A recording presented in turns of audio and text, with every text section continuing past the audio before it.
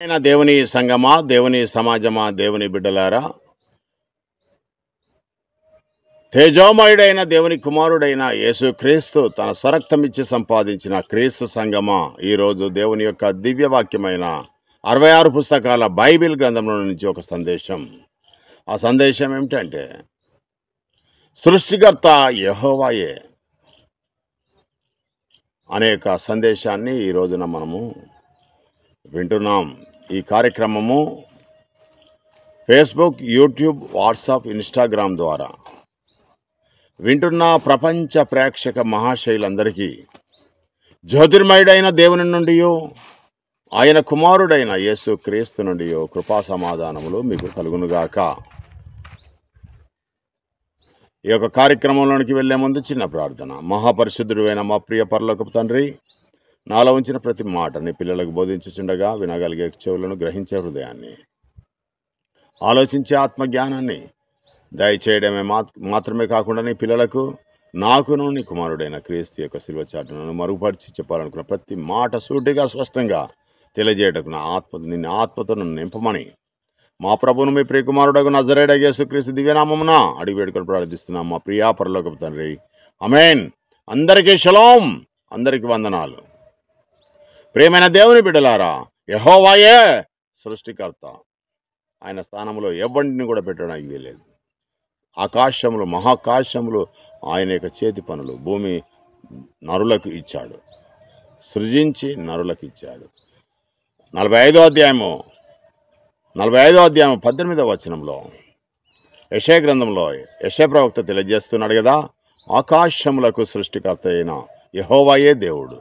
ఆయన భూమిని కలగజేసి దాన్ని సిద్ధపరిచి స్థిరపరిచి నిరాకారంగా ఉన్నట్లు దాన్ని సృజించలేదు, కానీ నివాస స్థలమగునట్లుగా దానిని సృజించను. మనుషుడు ఈ రోజున నివసిస్తున్నాడు భూమి మీద. పంచభూతాలు ఉన్నాయి భూమి మీద. ప్రపంచంలో ఉన్న మానవులందరూ కూడా ఈ పంచభూతాలు లేనిది ఎవడు కూడా బ్రతకలేడు.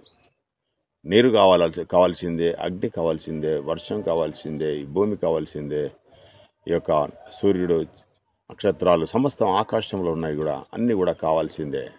ఇవి లేనిది ఎవడు కూడా బ్రతకలేడు. ప్రియమైన దేవుని బిడ్డలారా, దేవుడు పంచభూతాలను సూర్యునికి సరి అయిన సమయంలో, సరి అయిన దూరంలో పెట్టడం ద్వారా ఇక్కడ మనకు కావలసినంత వర్షము, కావలసినంత గాలి, కావలసినంత సూర్యరశ్మి, ఈ భూమి, ఈ యొక్క ఆకాశము సమస్తాన్ని కూడా దేవుడు సమపాలనలో పెట్టడం ద్వారా నివాసయోగ్యంగా అయినది అనే యొక్క విషయాన్ని మనము ఈ రోజున స్పష్టంగా నేర్చుకుంటున్నాం. యెహోవాయే నిజమైన దేవుడు. ఆయన తప్ప వేరే దేవుడు లేడు. పైన ఆకాశం అందే కానీ, భూమి మీద కానీ, భూమి కింద నీళ్ళ అందే కానీ ఏ రూపమును సృష్టించుకోవద్దు. యేసుక్రీస్తు ప్రభు కూడా సృష్టించబడిన వాడే, దేవుని చేత సృష్టించబడిన వాడే. అది కూడా మరియమ్మ గర్భంలోనికి వచ్చిన తర్వాతనే ఆయనకు ఒక రూపం ఉంది, ఒక ఆకారం ఉంది, ఒక జ్ఞాపకం ఉంది. అంతేగాని ఆయన భూమి మీదకి రాకముందుకు మరో లోకంలో ఉన్నాడు అనేది అసత్యం, అబద్ధమది.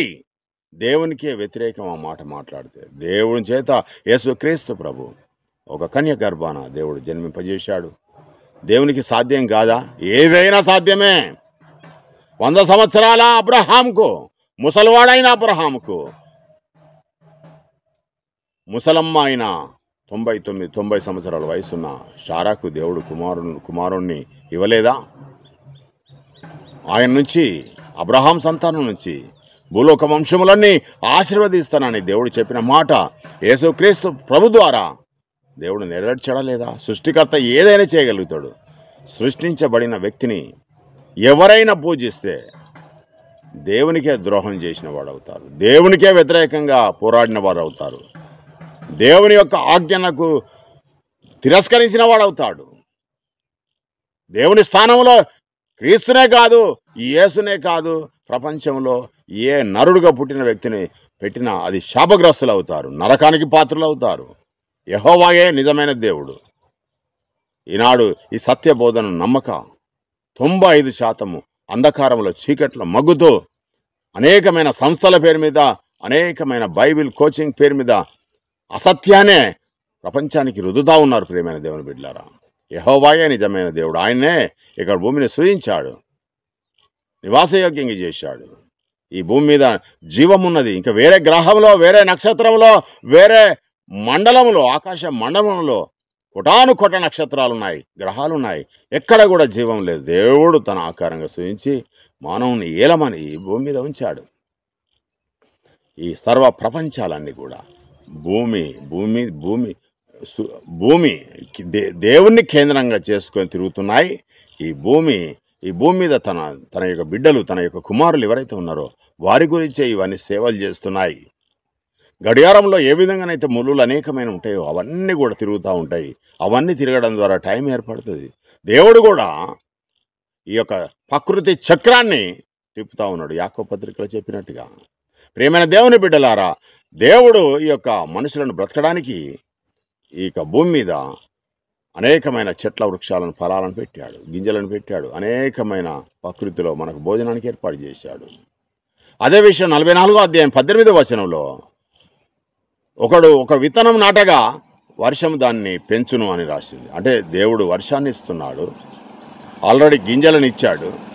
ఆ గింజలను తీసుకెళ్ళి ఆ యొక్క పొలంలో నాటితే వాటికి బదులుగా ఆకాశం నుంచి వర్షం వచ్చి వాటిని డెవలప్మెంట్ చేస్తూ ఉన్నది. ఉన్న దాంట్లో నుంచే మానవుడు సృష్టిస్తున్నాడు కనుక వేరే కొత్తవేవి సృష్టించట్లేదు. దేవుడు ఫలదీకరణ చేయంది ఎవడు కూడా ఫలదీకరణ చేయలేడు తన సొంతంగా. ఒక కొత్త వస్తువును కానీ, కొత్త పదార్థాన్ని కానీ, ఒక కొత్త వ్యక్తిని కానీ ప్రత్యేకంగా ఏం పుట్టించలేడు. ఉన్న దాంట్లో నుంచే తీసుకురాగలుగుతాడు. అది దేవుడు పెట్టిన, ప్రకృతిలో పెట్టిన గొప్పతనం అది. ప్రియమైన దేవుని బిడ్డలారా, మనకు అపోస్తలుడైన పౌలు గారు ఏం తెలియజేస్తూ ఉన్నాడంటే, నేను నాటి తిని అపోలో నీరు పోసాను, వృద్ధి కలగజేయవాడు దేవుడే. దేవుడు ఒక్కడే. 2, 3, 4, 10 మంది, 100 మంది, 1000 మంది, లక్షల మంది లేరు. ఒక్కడే దేవుడు. ఆ ఒక్క దేవుని యొక్క స్థానంలో యేసుక్రీస్తు ప్రభువును పెట్టినా, ఇంకా వేరే ఏ వ్యక్తిని తీసుకొని పెట్టినా శాపగ్రస్తులు అవుతారు, నరకానికి పాత్రులు అవుతారు. నరకానికి పోవాలని ఉందా? ఖచ్చితంగా యేసుక్రీస్తు ప్రభువును దేవుడు అని ఎవడైతే ఆరాధిస్తాడో వాడు ఖచ్చితంగా నరకపాత్రుడే. ఎందుకంటే యేసుక్రీస్తు ప్రభు సృష్టించబడిన వాడు. యేసుక్రీస్తు ప్రభు దేవుని కంటే తక్కువ వాడు. దేవుడు ఆయనను హెచ్చించాడు, దేవుని యొక్క ఆత్మతో అభిషేకించాడు. దేవుని యొక్క ఆత్మ, కొలతలైన ఆత్మను యేసుక్రీస్తు ప్రభుకి ఇచ్చాడు. సర్వ మానవాళి కొరకు యేసుక్రీస్తు ప్రభువు నియమించాడు. అబ్రహాంతో వాగ్దానం చేశాడు. ఆ వాగ్దానం యేసుక్రీస్తు ద్వారా నెరవేర్చాడు దేవుడు.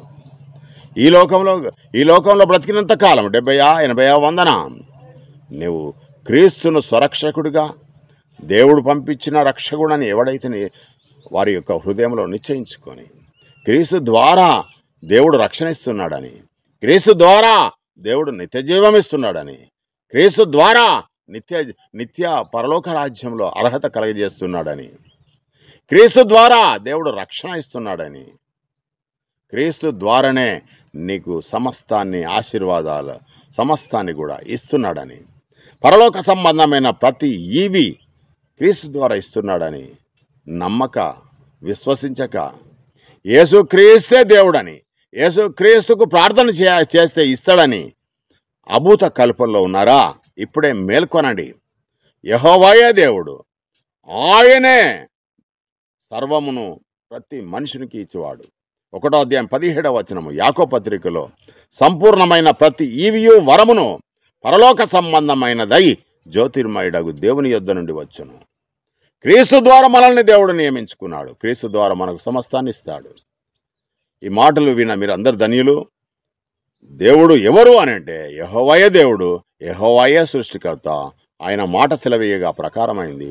ఆయన స్థానంలో ఎవరిని పెట్టకుండా, దేవునికి రావాల్సిన మహిమను ఎవరికి ఇవ్వకుండా, మనుషులకి ఇవ్వకుండా, నరులకి ఇవ్వకుండా, ఏ శక్తికి ఇవ్వకుండా, ఏ చెట్టుకు, ఏ పుట్టకు, ఏ రాయికి, ఏ విగ్రహానికి ఇవ్వకుండా, నీకున్న ధనానికి ఇవ్వకుండా, నీకున్న అధికారానికి ఇవ్వకుండా, దేవునికి రావాల్సిన మహిమను దేవునికి అప్పచెప్పినట్టయితే ఉంటే, దేవుని కీర్తించినట్టయితే ఉంటే, నిన్ను దేవుడు తగిన కాలమందు హెచ్చించి నీకు పరలోక రాజ్యం క్రీస్తు ద్వారా ఇస్తాడు.